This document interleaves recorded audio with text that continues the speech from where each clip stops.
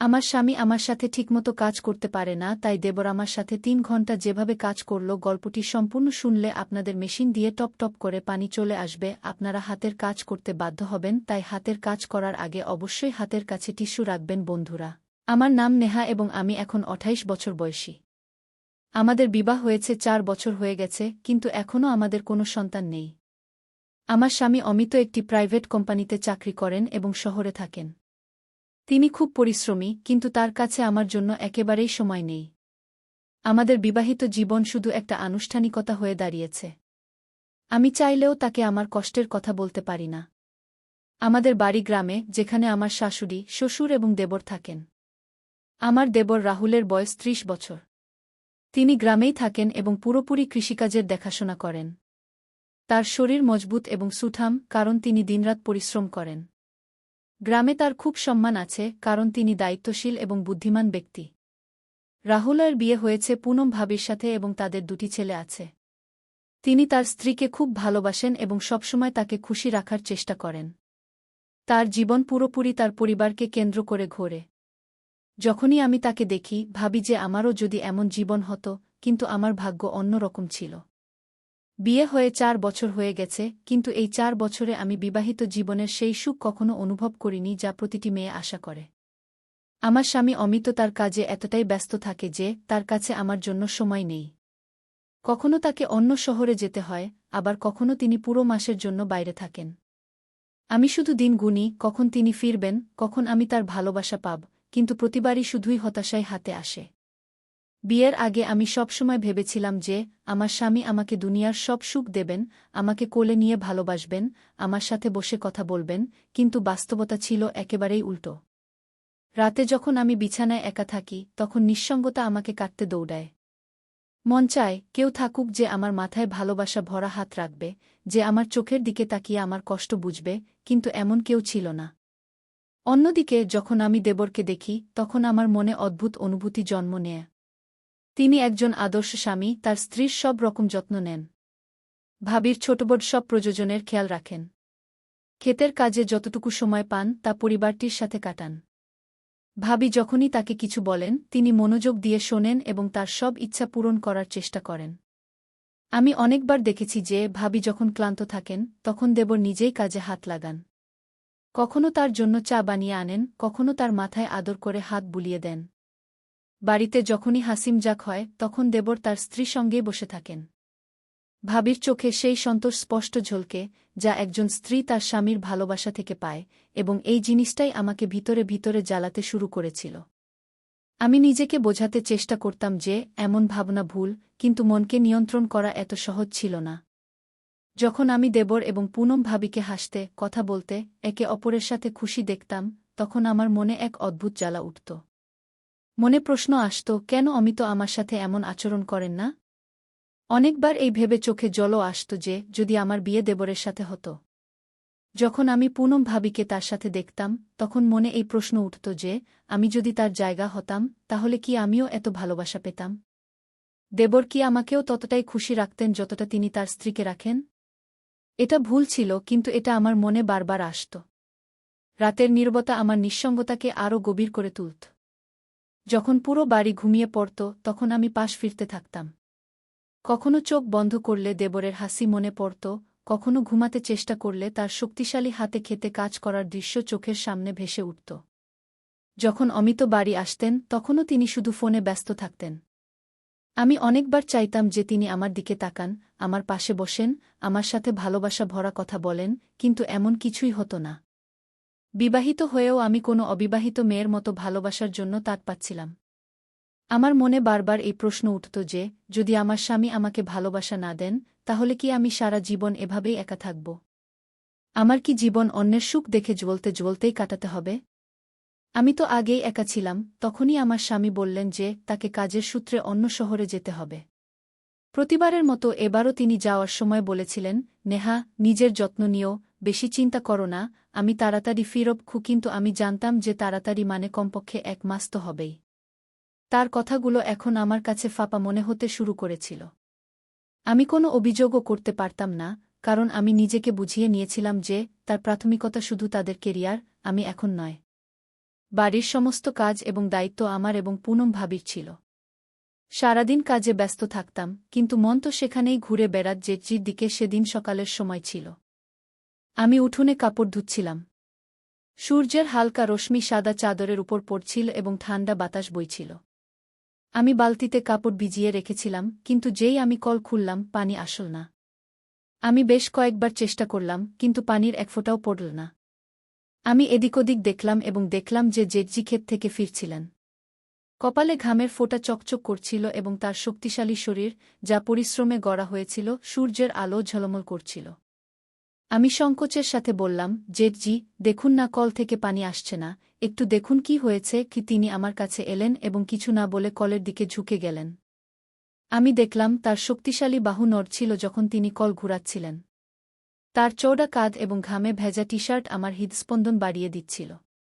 আমি নিজেকে থামাতে চাইছিলাম, কিন্তু তার পুরুষত্ব, তার পরিশ্রম, তার প্রভাব, কিছু তো ছিল যা আমাকে আকর্ষণ করছিল। যেই পানিটি বইতে শুরু করল, আমি তাড়াতাড়ি আমার হাত বালতিতে ডুবিয়ে দিলাম, কিন্তু আমার কবজি তার হাতে ছুঁয়ে গেল। একটা হালকা শিহরণ পুরো শরীরে ছড়িয়ে গেল। তিনি আমার দিকে তাকালেন, আমি ঘাবড়ে গেলাম এবং মাথা নিচু করে নিলাম। এখন পানি আসছে, দেখে নাও। তিনি হাসলেন। থ্যাংক ইউ, আমি আস্তে করে বললাম এবং তাড়াতাড়ি কাপড় ধুতে লাগলাম, কিন্তু আমার হাত কাঁপছিল। সেদিনের পর থেকে আমি বারবার তাকে দেখতে লাগলাম। যখন তিনি খেতে কাজ করতেন, আমি লুকিয়ে জানালা দিয়ে দেখতাম। যখন তিনি কুর্তা বদলাতেন এবং তার শক্তিশালী বুক দেখা যেত, তখন আমার গাল লাল হয়ে যেত। মনে অদ্ভুত অস্থিরতা হতে লাগত। আমি কি তাকে ভালোবাসতে শুরু করেছিলাম, নাকি এটা শুধু আমার একাকিত্ব ছিল, যা আমার অনুভূতিকে বিভ্রান্ত করছিল? অনেকবার আমি ইচ্ছা থাকা সত্ত্বেও তার কাছে যাওয়া থেকে নিজেকে বিরত রাখতাম, কিন্তু তবুও আমার চোখ অনিয়ন্ত্রিত ছিল। আমি জেনে শুনে সেই সব জায়গায় যেতে শুরু করলাম, যেখানে তিনি থাকতেন, কখনো রান্নাঘরে, কখনো উঠোনে, কখনো কুজোর পাশে। এবং আমি লক্ষ্য করলাম যে তার চোখও আমাকে খুঁজতে শুরু করেছিল। একদিন যখন আমি উনুনে রুটি বানাচ্ছিলাম, তখন জেঠজি সেখানেই বসেছিলেন। আমি হালকাভাবে আটায় মাখা হাত আমার চুলে বুলিয়ে দিলাম এবং আমার বেনি খুলে গেল। চুল আমার কোমরে পড়ে গেল। আমি দেখলাম তার চোখ আমার উপর স্থির হয়ে গেছে। আমার হৃদয় জোরে ধড়ফড় করতে লাগল। আমি জেনে শুনে আমার ওড়না ঢিলা করে দিলাম, যাতে আমার কাঁধ হালকাভাবে দেখা যায়। আমি ভাবলাম দেখি তার চোখে কোনো পরিবর্তন আসে কিনা এবং তার চোখে একটা গভীর চমক ছিল। তিনি তার চোখ সরানোর চেষ্টা করলেন, কিন্তু পারলেন না। সেই সন্ধ্যায় বৃষ্টি হচ্ছিল। আমি ছাদ থেকে কাপড় নামাতে গেলাম। তখনই বিদ্যুৎ চমকাল এবং আমি ভয়ে পিছনে সরে গেলাম। পিছলে পিছলে আমি পড়তেই যাচ্ছিলাম যে একটি শক্তিশালী হাত আমাকে ধরে সামলে তার ভারী কণ্ঠস্বর আমার কানে পড়ল। আমি উপরে তাকালাম, জেঠজি আমার খুব কাছে দাঁড়িয়েছিলেন। তার হাত এখনও আমার কোমরে ছিল। তার শরীরের উষ্ণতা অনুভব করা যাচ্ছিল। তার চওড়া বুক থেকে আসা হালকা ঘামের গন্ধ অদ্ভুতভাবে ভাল লাগছিল। আমি কিছু বললাম না। তিনিও তার পাক শিথিল করে দিলেন, কিন্তু আমাদের চোখ একে অপরের থেকে সরছিল না। সেই মুহূর্তে আমি বুঝতে পারলাম যে এটা শুধু আকর্ষণ ছিল না, আমার হৃদয় কবেই তার সীমা ছাড়িয়ে গিয়েছিল। সেদিনের পর থেকে কিছু বদলে গিয়েছিল, বা হয়তো আমিই বদলে গিয়েছিলাম। আগে যেখানে আমি আমার স্বামীর ভালোবাসার জন্য তর্ষে থাকতাম, এখন আমার চোখ অন্য কাউকে খুঁজতে শুরু করেছিল। আমি চাইলেও তাকে উপেক্ষা করতে পারছিলাম না। তার শক্তিশালী দেহ, তার গভীর চোখ, তার আপনত্ব, সবকিছু আমাকে তার দিকে টানছিল। তিনি আগেও একই রকম ছিলেন, কিন্তু আমি প্রথমবারের মতো তাকে এই দৃষ্টিতে দেখছিলাম। মনে প্রশ্ন উঠছিল, এটা কি শুধু আমার একাকিত্বের প্রভাব ছিল, নাকি সত্যিই আমার হৃদয়ে তার জন্য কোনো বিশেষ জায়গা তৈরি হয়েছিল? আমি এই প্রশ্নগুলোর সাথে লড়াই করতাম, কিন্তু উত্তর কখনো পরিষ্কার হতো না। যখনই আমি নিজেকে বোঝাতে চেষ্টা করতাম, কোনো না কোনো ঘটনা আমাকে আবার সেই মোড়ে নিয়ে আসত, যেখানে আমার হৃদস্পন্দন দ্রুত হয়ে যেত। এখন আমি চাইতাম যে জেঠজি আমার সাথে কথা বলুন, আমি চাইতাম যে তিনি আমার দিকে তাকান, আমার যত্ন নেন যেমন তিনি ভাবির নিতেন।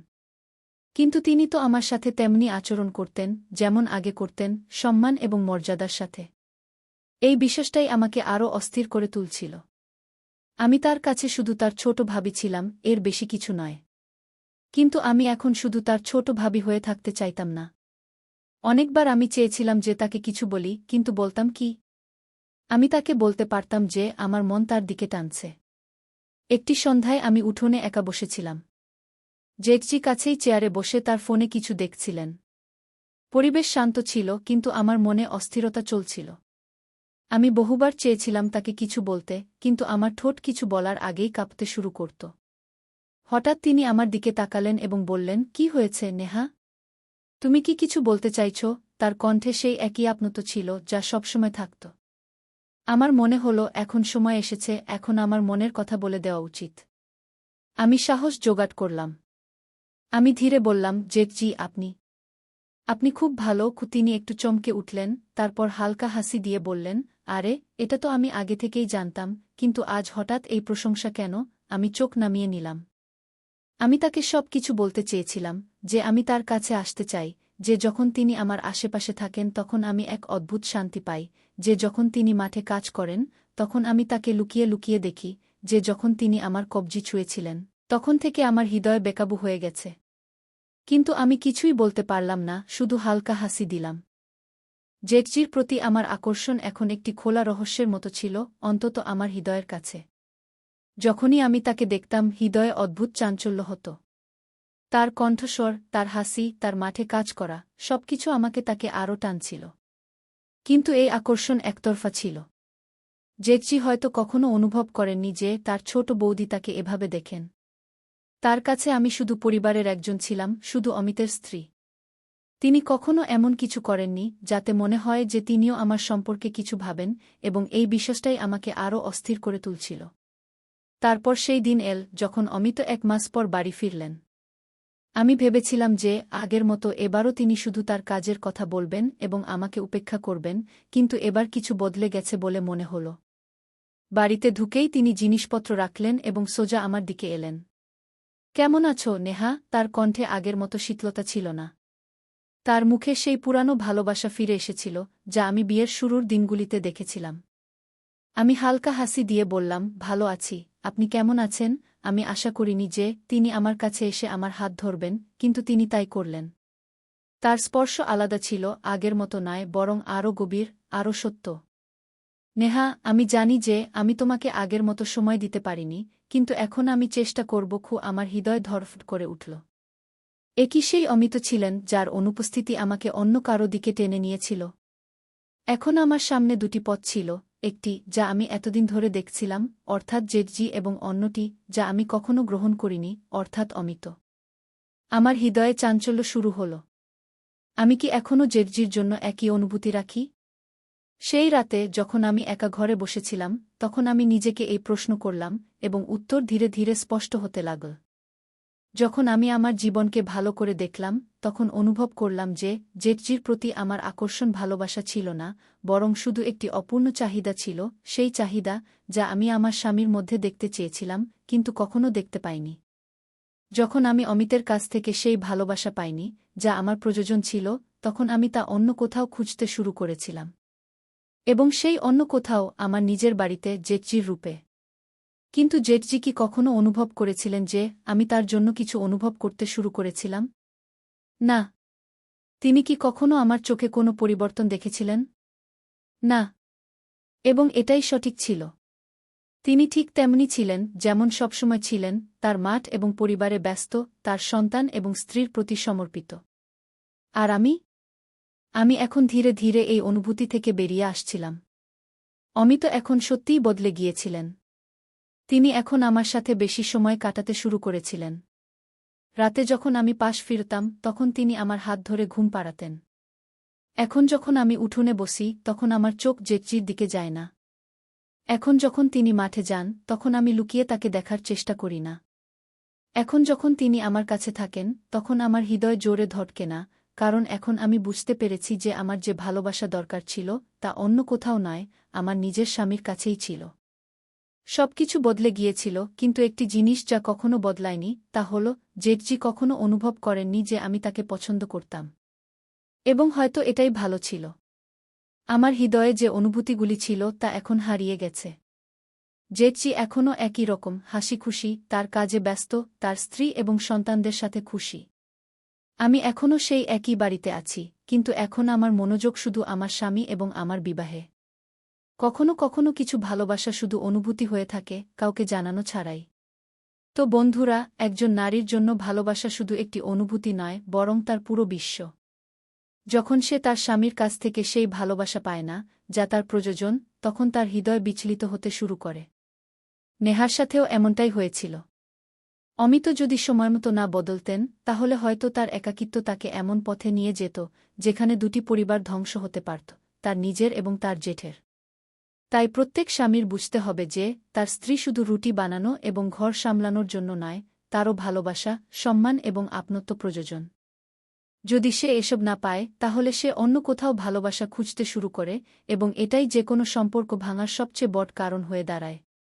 আপনার এই গল্পটি কেমন লাগল? যদি আপনার এই গল্পটি পছন্দ হয়ে থাকে, তাহলে লাইক করুন, কমেন্ট করে আপনার মতামত জানান এবং আমাদের চ্যানেল সাবস্ক্রাইব করুন, যাতে এরকম আরও হৃদয়স্পর্শী গল্প আপনার কাছে পৌঁছাতে পারে।